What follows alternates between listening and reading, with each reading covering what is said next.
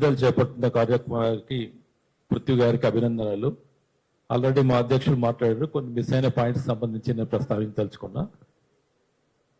27,000 schools ని 24,000 కుదించాలన్న ఒక రేవంత్ రెడ్డి గారి ఆలోచన ఎట్లా వచ్చిందో అర్థం కాలే, కానీ ఆయన అసలు స్పృహలో ఉండి మాట్లాడారు లేకుంటే కర్ణాటక ప్రభుత్వం దగ్గర గొప్పలు చెప్పుకోనికి మాట్లాడినా తెలియదు. ఏదేమైనా మన తెలంగాణ రాష్ట్రం మాత్రము ఏపీతో పోల్చుకుంటే అద్భుతమైన మెస్మరైజ్ చేసే ముఖ్యమంత్రులను పొందింది. ఫస్ట్ కేసీఆర్ మన మాటల మంత్రాలతో ముంచెత్తినాడు, 10 ఏళ్ళు తరించినాం. ఈయన కూడా మంచి మంచి మాటలు మాట్లాడుతున్నారు. ఎంత కన్విన్సింగ్ ఉంటాయంటే ఆయన మాట్లాడినవి అద్భుతాలుగానే కనబడుతున్నాయి. కానీ వాస్తవంగా ఇంటికి వెళ్ళి చూస్తే మాత్రం స్ప్రోలోకి వచ్చిన తర్వాత ఏం విన్నాము ఏమి తలూపినాం అనిపిస్తుంది. ఒక ఛానల్లో చర్చలో కూడా దాదాపు మా ఉపాధ్యాయ మిత్రులు కూడా 19,000 స్కూళ్ళను మూసేయచ్చు, కాకపోతే అంత తొందరగా చేద్దాం అన్నారు. నవ్వొచ్చింది నాకు. వాళ్ళకున్న పరిజ్ఞానం ఎంత అర్థం కాలేదు. ఇక సంఘాలు ఎందుకు కానీ అట్లా అనిపించింది. మొత్తంగా మీరు క్రాంతి దళ నుంచి చర్చా వేదిక పెట్టినందుకు ముందుగా అభినందనలు. సరే, మిత్రులు అభిప్రాయపడ్డట్టుగా అనేక అంశాలపైన స్పందనలు వచ్చినాయి. ఒక విషయం మాత్రం స్పష్టంగా చెప్పదలుచుకొని ఇక్కడ ఉన్న మీడియా మిత్రుల ద్వారా ప్రజల్లోకి వెళ్లాల్సిన అవసరాన్ని గుర్తు చేస్తూ, తెలంగాణ ఉద్యమంలో పెద్ద ఎత్తున భావజాల వ్యాప్తిని చేసింది ఉపాధ్యాయ సంఘాలు, మేధావులు, విద్యార్థులు. ఉపాధ్యాయులు సమాజానికి చాలా దగ్గరగా ఉండేవాళ్ళు, పిల్లలతో గడుపుతారు, పిల్లల పేరెంట్స్ కి సన్నిహితంగా ఉంటారు. వారు ఏమి చెప్పినా ప్రజల్లోకి తొందరగా వెళ్లే అవకాశాలు ఉంటాయి. ఈ నాడి పట్టుకున్నవాడు మన కేసీఆర్. పట్టుకొని టీచర్ల సంఘాలను ఏపీ సంఘాల పేరుతో చాలా తిడుతూ దెప్పుతూ చివరికి కలుపుకున్నాడు. సంఘాలను ముక్కలు చేసిండు. అప్పుడున్న 18 సంఘాలని 35 చేసిండు. తెలంగాణ వచ్చిన తర్వాత ఆర్టికల్ మనకు రాజ్యాంగం ఇచ్చిన హక్కుల ప్రకారంగా ఉన్న సంఘాలు మళ్ళా తెలంగాణ పేరుతో విభజించి తెలంగాణ పేరు పెట్టుకున్నాయి. సగం ఆంధ్రాకి వెళ్ళిపోయినాయి. ఇట్లా ఇప్పుడు 56 సంఘాల పైన అయినాయి. ఇది అనైక్యత అనేది విద్యారంగాన్ని కుల్లబడడానికి గత ప్రభుత్వానికి అవకాశంగా మారింది. 10 ఏళ్ల కాలంలో ఒక రిక్రూట్మెంట్ కూడా సరిగ్గా చేయని ప్రభుత్వం గత ప్రభుత్వం అయితే, రేవంత్ రెడ్డి గారు వచ్చిన తర్వాత ఒక రిక్రూట్మెంట్ చేసి శభాష్ అనిపించుకున్నాడు. ఒక 25,000 ట్రాన్స్ఫర్ చేసిర్రు, ప్రమోషన్లు వచ్చినాయి, ఒక 11,000 మంది రిక్రూట్మెంట్ ఇచ్చిండు. ఇక్కడ చాలా సంతోషపడ్డాం, అక్కడి వరకే ఆపేద్దాం అది. ఇప్పుడు చూస్తే 27,000 స్కూల్స్ 4,000 కుదిస్తా అని చెప్పి ఆలోచన చేసినప్పుడే షాక్ లో ఉన్నాం. మనం కొంత షాకులను తీరాల్సిన అవసరం ఉంది. సమాజంలో గత ప్రభుత్వం ఒక ఆలోచనని కిందికి చాలా వేగంగా ప్రసరింపజేసింది. తెలంగాణ ఉద్యమంలో ఏ కమ్యూనిటీ అయితే ప్రజలకు దగ్గరగా వెళ్లి తెలంగాణ సాధన దిశగా ఉద్యమాలు నిర్మించే క్రమంలో ముఖ్యమైన పాత్ర పోషించిందో ఆ కమ్యూనిటీని ప్రజలకు దూరం చేయాల్సిన ఆలోచన వాళ్ళకి వచ్చినట్టు అనిపించింది నాకు. అంటే టీచర్లని కమ్యూనిటీకి దూరం చేయాలి, ముఖ్యంగా పేరెంట్స్ కి దూరం చేయాలి, ముఖ్యంగా స్కూళ్ళ నుంచి దూరం చేయాలి. ఈ ఆలోచన చేసిన ప్రభుత్వం గత ప్రభుత్వం సక్సెస్ఫుల్ గా చేసింది. టీచర్లే చదువు చెప్పారు కదా, మన స్కూల్కి ఎవరు వస్తారనే ఒక మాటను వదిలినారు వాళ్ళు. టీచర్ చదువు చెప్పాడు కదా, మనం మీరేం చేస్తున్నట్టు గాడిదెబ్బలు దొమ్ముతురా? టీచర్ చదువు చెప్పుకుంటే ఎవరు చెప్పించాలి? ఇప్పుడు 33 జిల్లాల్లో 23 జిల్లాలకి పూర్తిగా డిఓలు నియమించబడలేదు, పోస్టులు శాంక్షన్ కాలేదు. 10 ఏళ్ల కాలం గడిచి 12వ సంవత్సరం దాటిన మనం. గత ప్రభుత్వం చేయలేదు, ఫెయిల్యూరే. మన ప్రభుత్వం ఏం చేస్తుంది? ప్రతి జిల్లాలో పోలీస్ కి సంబంధించిన director of district superintendent of police offices కట్టినారు, జిల్లా పరిషత్ కార్యాలయాలు వచ్చినాయి, జిల్లా విద్యాధికారి కార్యాలయాలు లేవు, అధికారులు నియమించబడలేదు. ఇందాక మిత్రులు చెప్పారు ఆ విషయాలన్నీ. 638 పైన ఎంఈఓలు ఉంటే 618 ఖాళీలు ఉన్నాయి. అంటే సూపర్వైజర్ పోస్టులు మీద నింపకుండా స్కూల్ ఎట్లా నడుస్తుంది? ఒక ట్రావెల్స్ పెట్టిన వాడు 10 బస్సులు కొనుక్కుంటే దాని డ్రైవర్లు ఉండాలా, బస్సు ఓనర్ సరిపోతాడా?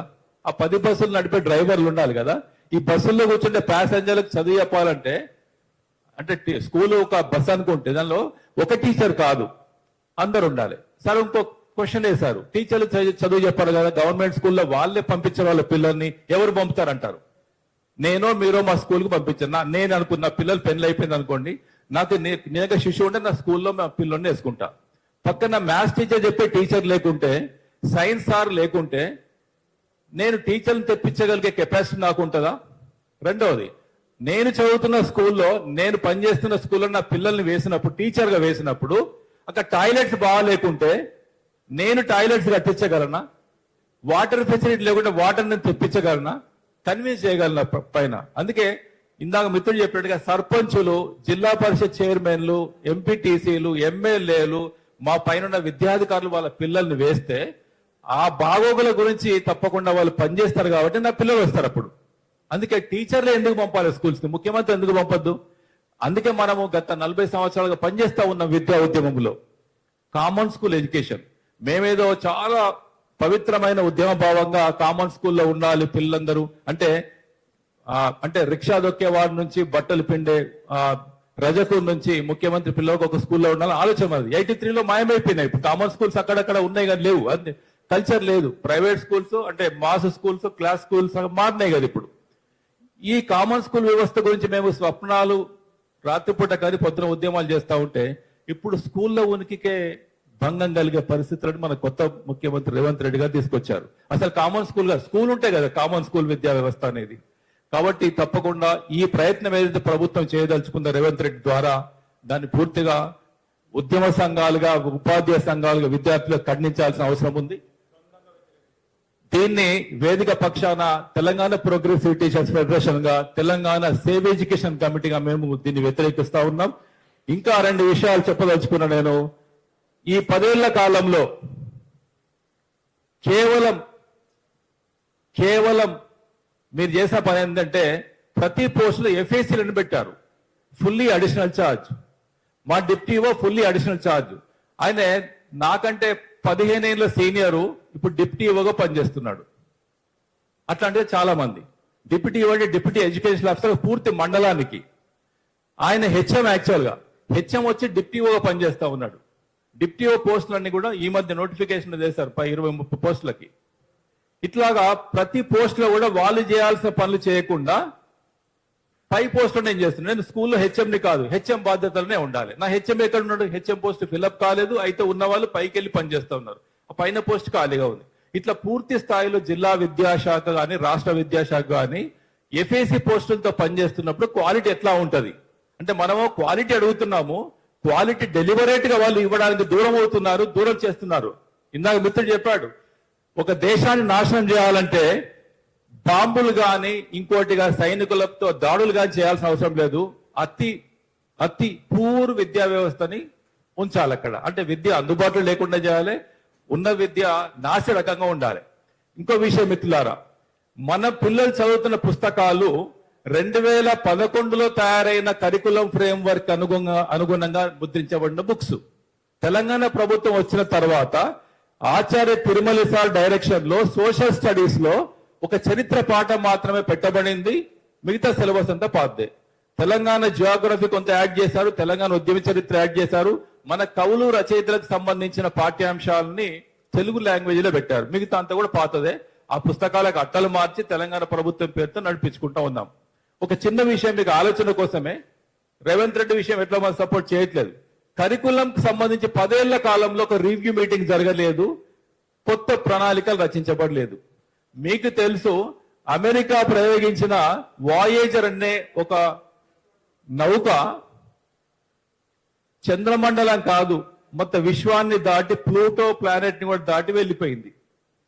ఎస్ఎస్ఎఫ్ వాళ్ళకి తెలిసే ఉంటది, సైంటిఫిక్ స్టూడెంట్స్ తెలుసు. అది ఇప్పుడు మన సూర్య కుటుంబంలో ఉన్న 9 గ్రహాలను దాటి బయటకు వెళ్ళిపోయింది. మన పిల్లకి ఎప్పుడు చెప్పాలి మనం? ఆ పుస్తకాలకు ఎప్పుడు వస్తుంది? ఇంకా అది ఎప్పుడు గుడులు, చర్చిలు, మసీదులేనా? ఇది మనము విద్యారంగంలో మేధావులమైన ప్రసార మాధ్యమాల్లో ఉన్న మిత్రుల ద్వారా ప్రపంచానికి చెప్పాలని చెప్పి కోరుతూ, ఇంకా పుస్తకాలు రాసే రచయితలు లేరు, డైట్ లో ఉపాధ్యాయులను తయారు చేసే విద్యా శిక్షణా కేంద్రాలు, డైట్ అంటారు, ఇంకా కాంప్రహెన్సివ్ బిఎడ్ కాలేజీలు అంటారు. ఇక్కడ అందరు కూడా కాంట్రాక్ట్ పద్ధతిలో పనిచేసే లెక్చరర్సే, అంటే అక్కడ పనిచేసే వాళ్ళు లేరు. ఇంకా ఎస్సీఆర్టీలో పుస్తక రచన అన్న మాడ్యూల్ మేకింగ్, టీచర్లకు ట్రైనింగ్ ఇచ్చే వ్యవస్థలో కూడా అందరూ కూడా టెంపరీగా కాంట్రాక్ట్ పద్ధతులు ఉన్న వాళ్ళే టీచర్లు వెళ్ళి పనిచేస్తున్నారు.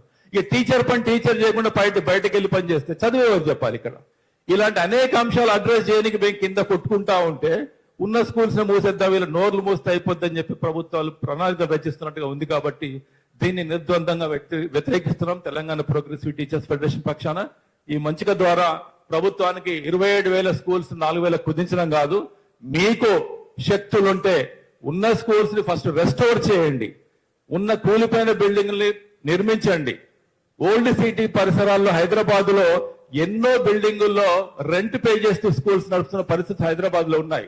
మీ 200 కోట్లు పెట్టి 25 ఎకరాల్లో ఒకటే బిల్డింగ్ కడతామంటే న్యాయంగా అనిపిస్తుందా? మీకున్న బడ్జెట్ ఎంత?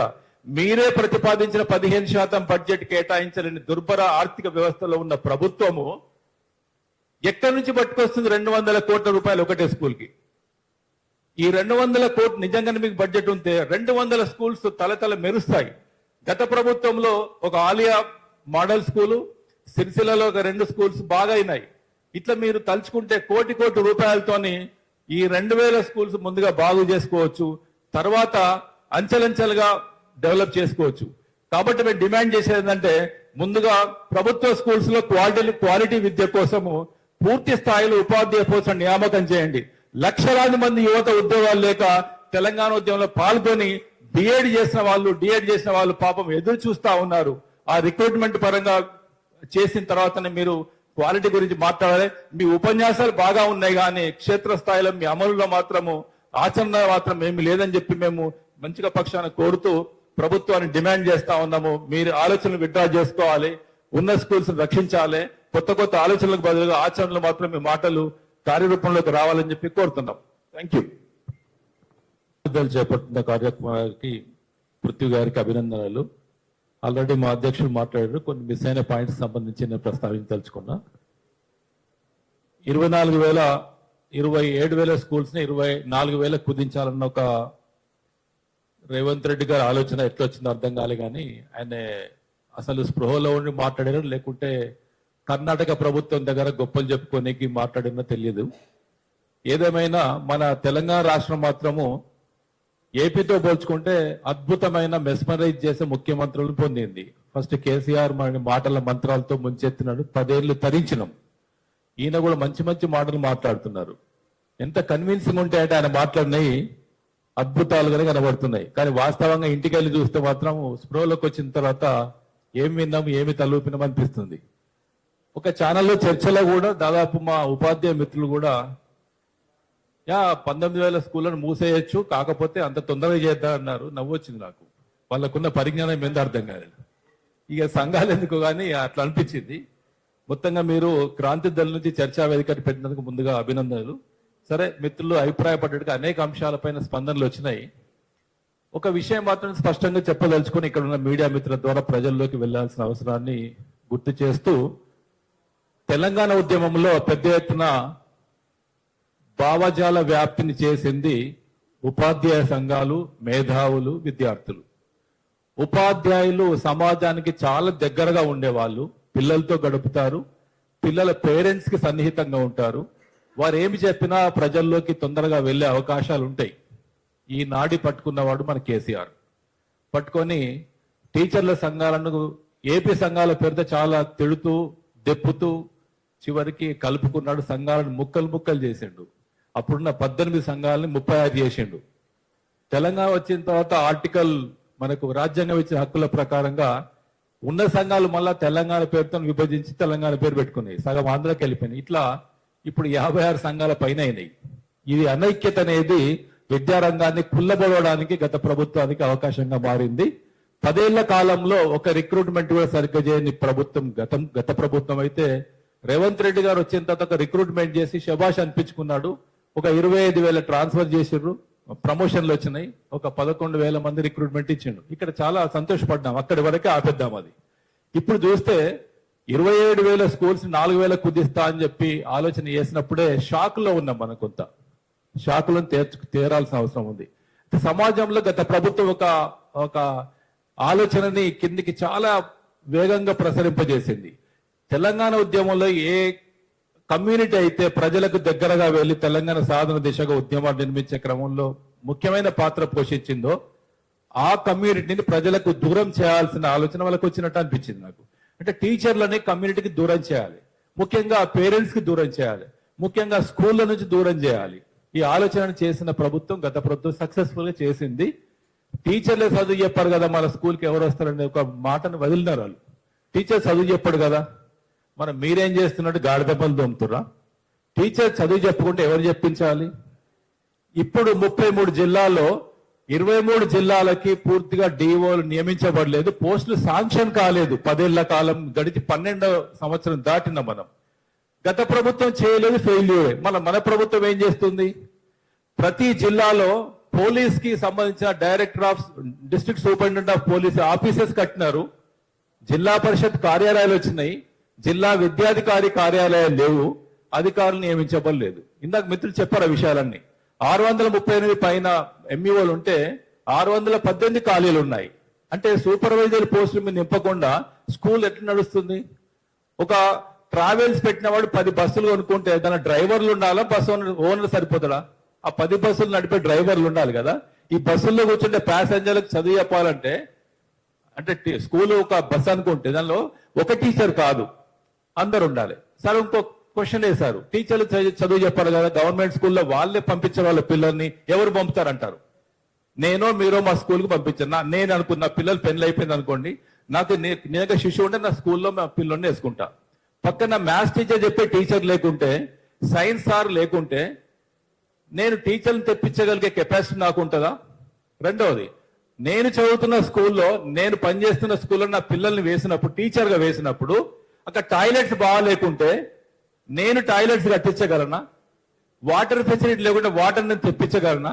కన్విన్స్ చేయగలనా పైన? అందుకే ఇందాక మిత్రులు చెప్పినట్టుగా సర్పంచులు, జిల్లా పరిషత్ చైర్మన్లు, ఎంపీటీసీలు, ఎమ్మెల్యేలు, మా పైన విద్యాధికారులు వాళ్ళ పిల్లల్ని వేస్తే ఆ బాగోగుల గురించి తప్పకుండా వాళ్ళు పనిచేస్తారు కాబట్టి నా పిల్లలు వస్తారు అప్పుడు. అందుకే టీచర్లు ఎందుకు పంపాలి స్కూల్స్ కి? ముఖ్యమంత్రి ఎందుకు పంపద్దు? అందుకే మనము గత 40 సంవత్సరాలుగా పనిచేస్తా ఉన్న విద్యా ఉద్యమంలో కామన్ స్కూల్ ఎడ్యుకేషన్, మేమేదో చాలా పవిత్రమైన ఉద్యమ భావంగా కామన్ స్కూల్లో ఉండాలి పిల్లలందరూ, అంటే రిక్షా దొక్కే వాడి నుంచి బట్టలు పిండే రజకు నుంచి ముఖ్యమంత్రి పిల్లలకు ఒక స్కూల్లో ఉండాలి ఆలోచన. 83లో మాయమైపోయినాయి. ఇప్పుడు కామన్ స్కూల్స్ అక్కడక్కడ ఉన్నాయి కానీ లేవు, అది కల్చర్ లేదు. ప్రైవేట్ స్కూల్స్ అంటే మాస్ స్కూల్స్, క్లాస్ స్కూల్స్ మారినాయి కదా ఇప్పుడు. ఈ కామన్ స్కూల్ వ్యవస్థ గురించి మేము స్వప్నాలు రాత్రిపూట కానీ పొద్దున ఉద్యమాలు చేస్తూ ఉంటే, ఇప్పుడు స్కూల్లో ఉనికికే భంగం కలిగే పరిస్థితులను మన కొత్త ముఖ్యమంత్రి రేవంత్ రెడ్డి గారు తీసుకొచ్చారు. అసలు కామన్ స్కూల్ ఉంటాయి కదా, కామన్ స్కూల్ విద్యా వ్యవస్థ అనేది. కాబట్టి తప్పకుండా ఈ ప్రయత్నం ఏదైతే ప్రభుత్వం చేయదలుచుకుందో రేవంత్ రెడ్డి ద్వారా, దాన్ని పూర్తిగా ఉద్యమ సంఘాలుగా, ఉపాధ్యాయ సంఘాలుగా విద్యార్థులకు ఖండించాల్సిన అవసరం ఉంది. దీన్ని వేదిక పక్షాన తెలంగాణ ప్రోగ్రెసివ్ టీచర్స్ ఫెడరేషన్ గా, తెలంగాణ సేవ్ ఎడ్యుకేషన్ కమిటీగా మేము దీన్ని వ్యతిరేకిస్తా ఉన్నాం. ఇంకా 2 విషయాలు చెప్పదలుచుకున్నా నేను. ఈ 10 ఏళ్ల కాలంలో కేవలం మీరు చేసిన పని ఏంటంటే, ప్రతి పోస్టులో ఎఫ్ఏసీలను పెట్టారు, ఫుల్లీ అడిషనల్ ఛార్జ్. మా డిప్టీఓ ఫుల్లీ అడిషనల్ ఛార్జ్. ఆయన నాకంటే 15 ఏళ్ళ సీనియరు, ఇప్పుడు డిప్టీఓగా పనిచేస్తున్నాడు. అట్లాంటివి చాలా మంది. డిప్యూటీఓ అంటే డిప్యూటీ ఎడ్యుకేషన్ ఆఫీసర్ పూర్తి మండలానికి. ఆయన హెచ్ఎం, యాక్చువల్గా హెచ్ఎం వచ్చి డిప్టీఓగా పనిచేస్తా ఉన్నాడు. డిప్టీఓ పోస్టులన్నీ కూడా ఈ మధ్య నోటిఫికేషన్ చేశారు 20-30 పోస్టులకి. ఇట్లాగా ప్రతి పోస్టులో కూడా వాళ్ళు చేయాల్సిన పనులు చేయకుండా పై పోస్టులో నేను చేస్తున్నాను. నేను స్కూల్లో హెచ్ఎంని కాదు, హెచ్ఎం బాధ్యతలనే ఉండాలి. నా హెచ్ఎం ఎక్కడ ఉన్నాడు? హెచ్ఎం పోస్ట్ ఫిల్అప్ కాలేదు, అయితే ఉన్న వాళ్ళు పైకి వెళ్ళి పనిచేస్తూ ఉన్నారు. ఆ పైన పోస్ట్ ఖాళీగా ఉంది. ఇట్లా పూర్తి స్థాయిలో జిల్లా విద్యాశాఖ కానీ, రాష్ట్ర విద్యాశాఖ కానీ ఎఫ్ఏసి పోస్టులతో పనిచేస్తున్నప్పుడు క్వాలిటీ ఎట్లా ఉంటది అంటే, మనము క్వాలిటీ అడుగుతున్నాము, క్వాలిటీ డెలివరేట్ గా వాళ్ళు ఇవ్వడానికి దూరం అవుతున్నారు, దూరం చేస్తున్నారు. ఇందాక మిత్రుడు చెప్పాడు, ఒక దేశాన్ని నాశనం చేయాలంటే బాంబులు గాని ఇంకోటిగా సైనికులతో దాడులు గాని చేయాల్సిన అవసరం లేదు. అతి పూర్ విద్యా వ్యవస్థని ఉంచాలి అక్కడ. అంటే విద్య అందుబాటులో లేకుండా చేయాలి, ఉన్న విద్య నాశ రకంగా ఉండాలి. ఇంకో విషయం మిత్రులారా, మన పిల్లలు చదువుతున్న పుస్తకాలు 2011లో తయారైన కరికులం ఫ్రేమ్వర్క్ అనుగుణంగా ముద్రించబడిన బుక్స్. తెలంగాణ ప్రభుత్వం వచ్చిన తర్వాత ఆచార్య తిరుమల సార్ డైరెక్షన్ లో సోషల్ స్టడీస్ లో ఒక చరిత్ర పాఠం మాత్రమే పెట్టబడింది, మిగతా సిలబస్ అంతా పాతదే. తెలంగాణ జియోగ్రఫీ కొంత యాడ్ చేశారు, తెలంగాణ ఉద్యమ చరిత్ర యాడ్ చేశారు, మన కవులు రచయితలకు సంబంధించిన పాఠ్యాంశాలని తెలుగు లాంగ్వేజ్ లో పెట్టారు, మిగతా అంతా కూడా పాతదే. ఆ పుస్తకాలకు అట్టలు మార్చి తెలంగాణ ప్రభుత్వం పేరుతో నడిపించుకుంటా ఉన్నాం. ఒక చిన్న విషయం మీకు ఆలోచన కోసమే, రేవంత్ రెడ్డి విషయం ఎట్లా మనం సపోర్ట్ చేయట్లేదు. కరికులంకి సంబంధించి 10 ఏళ్ల కాలంలో ఒక రివ్యూ మీటింగ్ జరగలేదు, కొత్త ప్రణాళికలు రచించబడలేదు. మీకు తెలుసు, అమెరికా ప్రయోగించిన వాయేజర్ అనే ఒక నౌక చంద్రమండలం కాదు, మొత్తం విశ్వాన్ని దాటి ప్లూటో ప్లానెట్ ని కూడా దాటి వెళ్ళిపోయింది. ఎస్ఎస్ఎఫ్ వాళ్ళకి తెలిసే ఉంటది, సైంటిఫిక్ స్టూడెంట్స్ తెలుసు. అది ఇప్పుడు మన సూర్య కుటుంబంలో ఉన్న 9 గ్రహాలను దాటి బయటకు వెళ్ళిపోయింది. మన పిల్లకి ఎప్పుడు చెప్పాలి మనం? ఆ పుస్తకాలకు ఎప్పుడు వస్తుంది? ఇంకా అది ఎప్పుడు గుడులు, చర్చిలు, మసీదులేనా? ఇది మనము విద్యారంగంలో మేధావులమైన ప్రసార మాధ్యమాల్లో ఉన్న మిత్రుల ద్వారా ప్రపంచానికి చెప్పాలని చెప్పి కోరుతూ, ఇంకా పుస్తకాలు రాసే రచయితలు లేరు. డైట్ లో ఉపాధ్యాయులను తయారు చేసే విద్యా శిక్షణా కేంద్రాలు, డైట్ అంటారు, ఇంకా కాంప్రహెన్సివ్ బిఎడ్ కాలేజీలు అంటారు. ఇక్కడ అందరు కూడా కాంట్రాక్ట్ పద్ధతిలో పనిచేసే లెక్చరర్సే, అంటే అక్కడ పనిచేసే వాళ్ళు లేరు. ఇంకా ఎస్సీఆర్టీలో పుస్తక రచన అన్న మాడ్యూల్ మేకింగ్, టీచర్లకు ట్రైనింగ్ ఇచ్చే వ్యవస్థలో కూడా అందరూ కూడా టెంపరీగా కాంట్రాక్ట్ పద్ధతులు ఉన్న వాళ్ళే టీచర్లు వెళ్ళి పనిచేస్తున్నారు. ఇక టీచర్ పని టీచర్ చేయకుండా బయటకు వెళ్ళి పనిచేస్తే చదివేవారు చెప్పాలి. ఇక్కడ ఇలాంటి అనేక అంశాలు అడ్రస్ చేయడానికి మేము కింద కొట్టుకుంటా ఉంటే ఉన్న స్కూల్స్ ని మూసేద్దాం, వీళ్ళ నోర్లు మూస్తే అయిపోద్దని చెప్పి ప్రభుత్వాలు ప్రణాళికలు రచిస్తున్నట్టుగా ఉంది. కాబట్టి దీన్ని నిర్ద్వందంగా వ్యతిరేకిస్తున్నాం. తెలంగాణ ప్రోగ్రెసివ్ టీచర్స్ ఫెడరేషన్ పక్షాన ఈ మంచిక ద్వారా ప్రభుత్వానికి 27,000 స్కూల్స్ 4,000 కుదించడం కాదు, మీకు శక్తులుంటే ఉన్న స్కూల్స్ ని ఫస్ట్ రెస్టోర్ చేయండి, ఉన్న కూలిపోయిన బిల్డింగ్ని నిర్మించండి. ఓల్డ్ సిటీ పరిసరాల్లో హైదరాబాద్ లో ఎన్నో బిల్డింగుల్లో రెంట్ పే చేస్తూ స్కూల్స్ నడుస్తున్న పరిస్థితి హైదరాబాద్ లో ఉన్నాయి. మీ 200 కోట్లు పెట్టి 25 ఎకరాల్లో ఒకటే బిల్డింగ్ కడతామంటే న్యాయంగా అనిపిస్తుందా? మీకున్న బడ్జెట్ ఎంత? మీరే ప్రతిపాదించిన 15% బడ్జెట్ కేటాయించలేని దుర్భర ఆర్థిక వ్యవస్థలో ఉన్న ప్రభుత్వము ఎక్కడి నుంచి పట్టుకొస్తుంది 200 కోట్ల రూపాయలు ఒకటే స్కూల్ కి? ఈ 200 కోట్లు నిజంగానే మీకు బడ్జెట్ ఉంటే 200 స్కూల్స్ తలతల మెరుస్తాయి. గత ప్రభుత్వంలో ఒక ఆలియా మోడల్ స్కూలు, సిరిసిల్లలో ఒక 2 స్కూల్స్ బాగా అయినాయి. ఇట్లా మీరు తలుచుకుంటే కోటి రూపాయలతోని ఈ 2,000 స్కూల్స్ ముందుగా బాగు చేసుకోవచ్చు, తర్వాత అంచెలంచెలుగా డెవలప్ చేసుకోవచ్చు. కాబట్టి మేము డిమాండ్ చేసేది ఏంటంటే, ముందుగా ప్రభుత్వ స్కూల్స్ లో క్వాలిటీ విద్య కోసము పూర్తి స్థాయిలో ఉపాధ్యాయ పోస్టుల నియామకం చేయండి. లక్షలాది మంది యువత ఉద్యోగాలు లేక తెలంగాణ ఉద్యమంలో పాల్గొని బిఎడ్ చేసిన వాళ్ళు, డిఎడ్ చేసిన వాళ్ళు పాపం ఎదురు చూస్తా ఉన్నారు.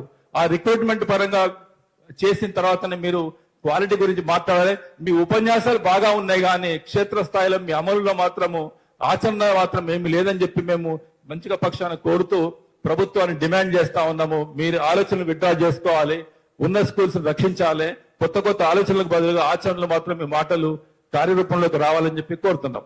Thank you.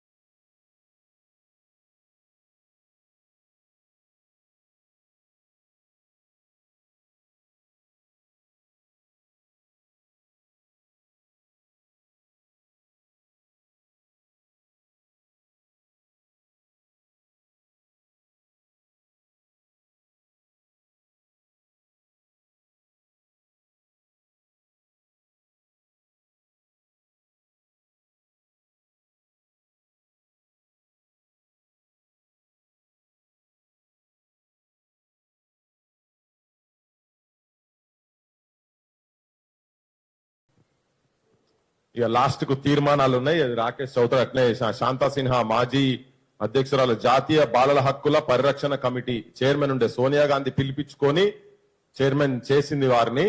సో అందుకనే వారిది స్టేట్మెంట్ ఉన్నది. నాకు ఇప్పుడే గుర్తుకొచ్చింది, నిన్న నాకు రాత్రి ఒక ఫోన్ వచ్చింది. మా దగ్గర ధర్మసాగర్ నుంచి ఒక సర్పంచ్, ఒక విలేజ్ నుంచి ఒక సర్పంచ్ అయి వాళ్ళ ఊర్లో పాపం ఆమె లాస్ట్ 15-20 రోజుల నుంచి ఎంబడవాడి ప్రతి ఇంటికి గలవ తిరిగిందట సర్పంచ్. మీరు ఎవరన్నా అంటే బహిరంగంగా చెప్పలేదట కానీ ప్రెస్ వాళ్ళకి అడిగితే చెప్పలేదట కానీ ఇంటర్నల్ గా చెప్పింది ఏంటంటే ఎవరెవరైతే గవర్నమెంట్ స్కూల్లోకి పంపారో వాళ్ళెవరికి ప్రభుత్వం నుంచి ఏ స్కీమ్ నేనైతే ఇయ్యా అని చెప్పిందట. ఉన్నది చెప్పిందంటే మీకు ఏం రావు, మీకు అసలు వచ్చే సమస్యనే లేదు. మీరు బాగా గవర్నమెంట్ స్కూల్లో పెడితేనే మేము నీకు ప్రభుత్వ స్కీమ్ ఏది ఉన్నా కానీ అది ఇండ్లు కావచ్చు, రేషన్ కార్డు కావచ్చు, ఏది ఉన్నా కానీ మీరు పంపిస్తేనే చేస్తా పని లేకుంటే లేదు అని చెప్పని. అయ్యో గట్లెట్లమ్మా మరి సౌలతులు లేవు కదా, టాయిలెట్ లేవు, ఏం లేవు, టీచర్ లేవు అంటే అవన్నీ నేను కట్టిస్తా, మొత్తం కట్టిస్తా, కానీ మీరు మాత్రం గవర్నమెంట్ స్కూల్కే పంపించాలని చెప్పని అని అట్టిట్లో వేసిగా ఈ స్కీమ్ లకు భయపడి అట్టి మా ఊళ్ళను అనిలే పెడతా, మీ ఊళ్ళను ఆడికే తీసుకురమ్మని. సరే అటు దాదాపు 80 మందికి పైన పిల్లలు మొత్తం రెడీ అయినట్టు భయానికి వచ్చారు అందరూ. ఏమో ఈ సర్పంచ్ ఎందుకు గిట్లు అని మా ఊళ్ళు ప్రెస్ వాళ్ళు అటు పోయి హుషారు చేసి మరి బయటికి చెప్తావు అంటే బయటికి చెప్తలేదు ఆమె. అట్లా చెప్తా ఆమె చెప్పలేదు కదా స్కీమ్స్ నేను కాదని చెప్పి నేను బహిరంగంగా ఇట్లా చెప్తాను, కానీ భయపెడుతుంది, వాళ్ళనైతే భయపెట్టింది.